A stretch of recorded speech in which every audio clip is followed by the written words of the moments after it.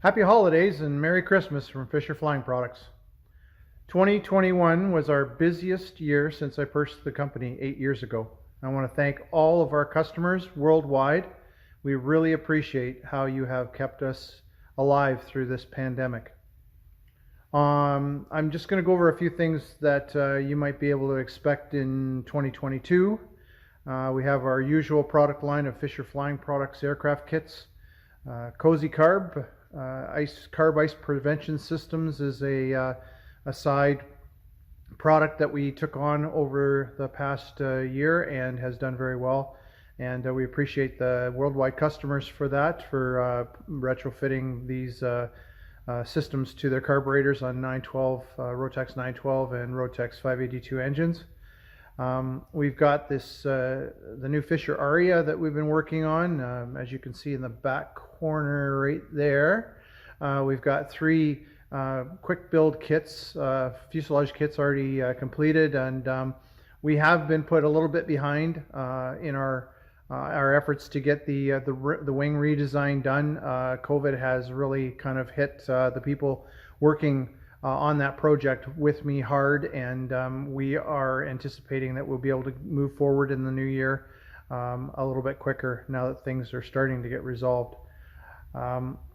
We are now have been named the manufacturer and distributor for GE Aerosports Archon SF-1 and SF-2 aircraft, and that's going to be a very major project for Fisher Flying Products moving forward. We have, and I'll show you in a few minutes after the intro, we're loading the SF-1 prototype, and it's on its way over here to Canada for us to prepare and so that we can show it at Oshkosh in 2022. And so that's going to be a big effort on our part, and we've brought in some people that can help us with that, making sure that we do the DFM, the design for manufacturing exercise, so that we can put the kits out for you guys. And the last thing that we've been working on, a little pet project of mine, is electrothrust propulsion systems. I know I've mentioned it in the past videos, but we have now sold our first system for a small ultralight. It's exciting stuff. We're sort of wading into the waters of design and procurement and shipping and all the things that go along with it. So we appreciate our initial customer who's patient and waiting, and looking forward to getting his system. Who we are at Fisher Flying Products has changed a fair amount over this past year. We say goodbye to Chase and Sarah, who was working for us for quite a while, and then decided to move on to become a mechanic of jet aircraft, so we wish him well.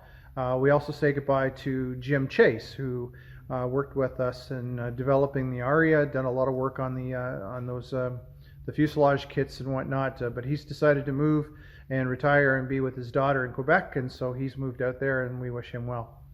We want to say hello to Menno Boss, who is now going to be coming in and doing our wood cutting and manufacturing on the floor for us. He comes from multiple different positions and jobs through his life, but he's also, most recently, he did a lot of wood fitting on high-end yachts. So he knows his way around the table saw, and he's putting out really good quality product for our kit customers. We want to say hello to Prachi Shah. Prachi is an aeronautical engineer with a diploma in aircraft manufacturing, who has come on board to work with us through the multiple bits of design work that we need to do with regards to the Aria kits, the Archon kits, and the new landing gear that we've developed, and so she's doing a lot of work with that for us. We want to welcome as well Juliet Arvalos Cular, who is just starting with us, and she is a mechanical engineer, and she's going to be working with us doing floor work as well as procurement and some design work as well, working with Prachi. So that's kind of exciting. We've got two girls coming in. Juliet has got a myriad of experience. She's built models all her life, model aircraft, and so she's coming right in and be able to work on our quick builds and things like that to be able to get quality product out the door. We still have Marianne Hagath, who's been with us for years, who grounds us in the in the financial and business, so she's our business manager. She takes care of a lot of things around here, including shipping, and works out all of those problems that you guys come up with to throw our way in the shipping realm. It's been a real challenge this year on shipping. And lastly, Lionel Niels, who will be handling our builder assist questions and working with builders to make sure that they can build their kits quickly and efficiently. My studio at home has been a little bit dysfunctional over the last few months. We've been doing some house renovations. My studio got moved a couple of times, and now it's in the basement, and so it's not really something that has been easily for me to put videos together, and so I've taken a little bit of a break, and so we're starting to get back at doing the videos, and so you should be able to see that coming soon. Today, I've got this greeting, so Merry Christmas to everyone, Happy Holidays. I hope you have a good time off with your families, and let's look forward to a much better 2022. After then we're going to have the Archon. I've got a video of the Archon being loaded in Greece, so you can see how it's disassembled easily and then loaded for transport, and so that's kind of interesting to see. And then I've got Algy Yates coming with his latest installment on his Youngster build. So I'll be back right after the intro and with a note from our sponsors. So we'll see you soon.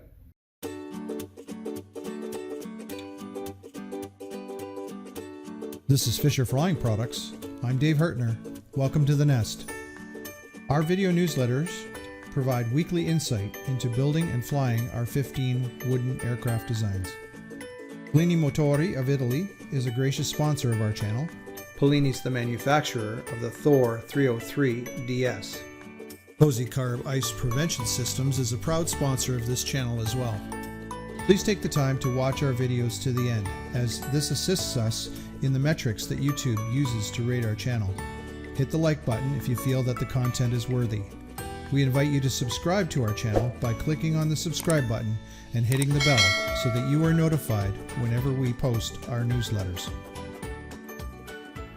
And so now here's a video of the SF-1 Archon, the retractable version of the Greek aircraft from G Aerosports, being disassembled and loaded into a container for its trip to Canada.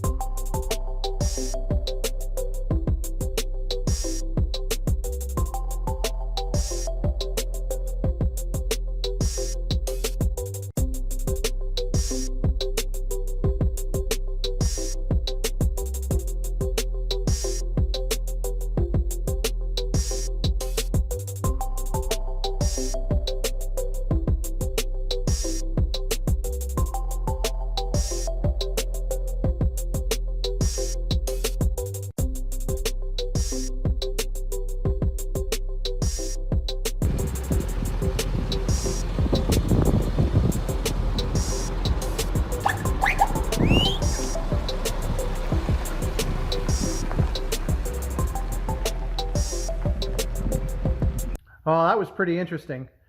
We are really looking forward to getting that aircraft here, and when we do, we're going to be doing a lot more video and a lot more interesting stuff to show you.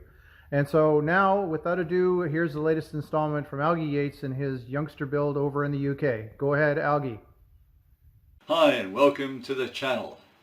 In these videos I show my build of a Fisher Youngster biplane kit, and it's not meant to be instructional, but it's meant for you to have a bit of entertainment seeing how I go about building this aircraft and hopefully get a few hints and tips that might help you out to build your own aircraft. Let's face it, if I can do it, you can do it. Hi and welcome to the video. As you can tell, I'm suffering a little bit from snotitis, otherwise known as a common cold, not any other form of allergy. Passed the lateral flow test, thankfully. What have I been up to this week? Well, I've made up some drill jigs for the aluminium pieces which go onto the wings, as there's a lot of them, and I wanted the pilot holes to be something which would be fairly close together to allow me to get matching sets to work for the wings and an accurate build. I also finish off the aileron bearings, which I started in the last video, so you'll be able to see that at the end of this one if you haven't seen it already.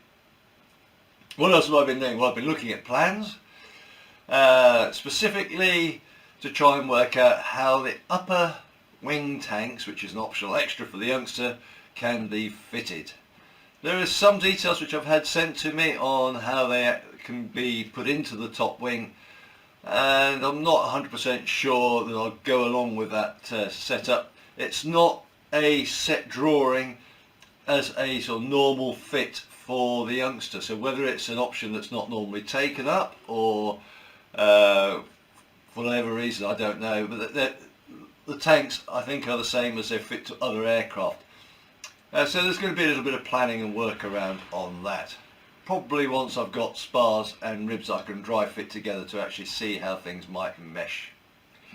And then you're probably wondering, no great unboxing for the kit. Still hasn't arrived yet. According to the tracking, it still hasn't arrived at Southampton, although it should have done about 4 days ago. So whether it's a bit slow at the docks at the moment unpacking the containers to find and register that it's actually here in the UK. Once it's been unpacked, I'm assuming it's going to take about 4 or 5 days with the current transport system around the UK, with trucks to bring things out to deliver to me. It's a big box, about 14.5 feet long, 3 feet wide and 2 feet deep, or something around that sort of size. And according to the shipping ticket, it weighs more than the complete aircraft does. So I don't know what Fisher make the crate out of, but it's got to be a good strong one by the sounds of it. Hey ho! Anyway, let's have a look at the video. As I said in the last video, I was going to make up some drilling jigs for the aluminium straps for the wings, which hold the wings onto the fuselage or the interplane strut side. So I've got a piece of 2mm thick mild steel, 3/4 of an inch wide. The aluminium pieces are 1 inch wide, but it shouldn't make any difference for the purpose of this drilling jig.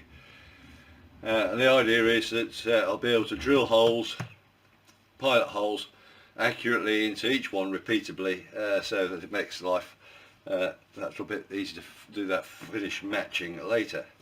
You see I've got one end is squared off. That's the master end, so for all the measurements going off this way. This end is rounded because it's non-critical. This piece is about 7 inches long, and it's for AW2 and 3, I think. I'll just confirm. No, sorry, AW3 and 4. It's for AW3 and 4. So the holes should be along the centre of the aluminium, which is 1 inch wide.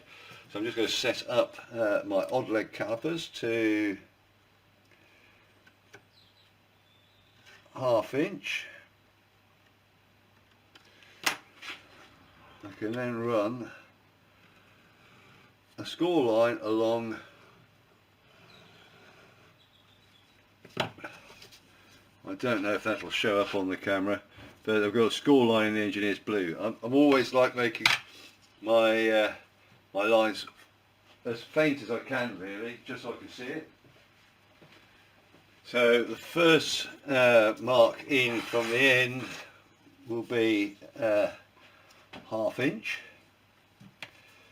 So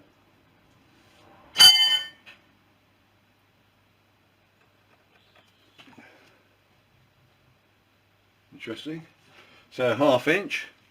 Then the next one is 1.5 inches in from there. So rather than doing the 1.5 inches, I will go 2 inches. I'll just put a little mark. And then we've got 3.5 inches. So for the next position to there, so we get that right, that should be 5.5. And then we've got for the other one, we'll go to the 6.5 mark. So these two holes, one is for AW3 and the other is for AW4. These two holes here are common between the two, or will be common between the two. So just using my square just to make sure I've got mark, looks good. Yep, so these are the ones I've actually marked on the line, so I'll make sure that's right. I now need to punch, centre punch this, ready for drilling. So out comes the tool.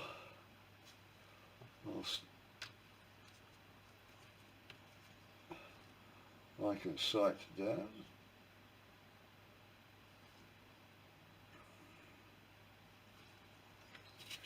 I'm going to use the obtuse punch for this, going into steel.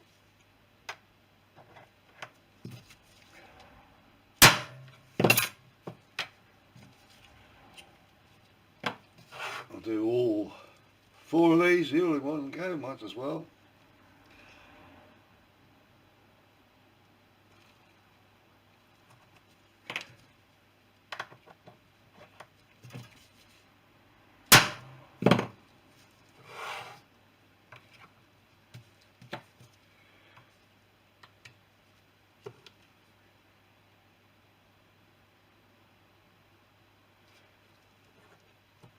Note I only hit the punch once. It's not good practice to hit it more than once, especially with this. You'd have to double check that it was actually aligned, just in case it bounced out of position. But it is a habit I see a lot of people do, is where they sort of tap things sort of a couple of times. Just strike it the once. So there we've got our 4 centre punch marks. I'll now set you up a bit so you can sort of see the drilling. Again, a little bit of a jig to make sure that all of these are at the same height, so they're all in a nice neat row, set up on the pillar drill. So I'll show you that now. Okay, so I've got a V-block set up here, drilling board for it to drill down onto. Get the safety glasses while I do drilling. Set the drill speed is at the correct speed. This is a 3.2mm drill bit, 1/8 inch.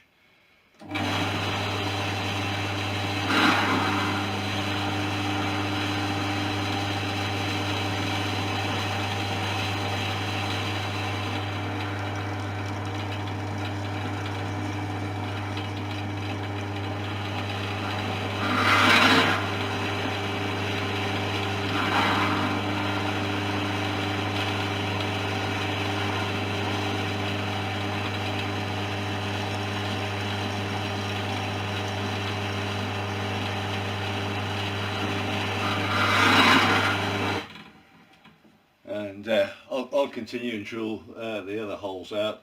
You can sort of see I've got, this is acting as a fence, so this is set at the same distance away. So the holes are on the line all the way along, so that would be nice and straight. It should be, as I said, allow each piece to come out as near to identical as we can make it. So all the holes drilled, I've taken off most of the engineer's blue. Next thing to do is to heat this up. I'm going to heat it up to just short of red hot and then quench each end into water. That'll harden it. Hopefully it won't distort too much. It rarely does. And that way will be hardened enough so that when we drill through we shouldn't wear it out in the period that we're dealing with. So I'll just heat this a lot up and then you can see what happens.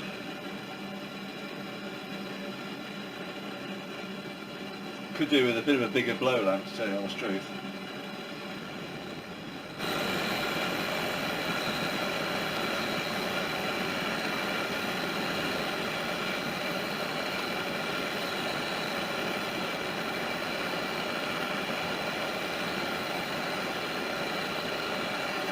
There we are, coming up to dull red.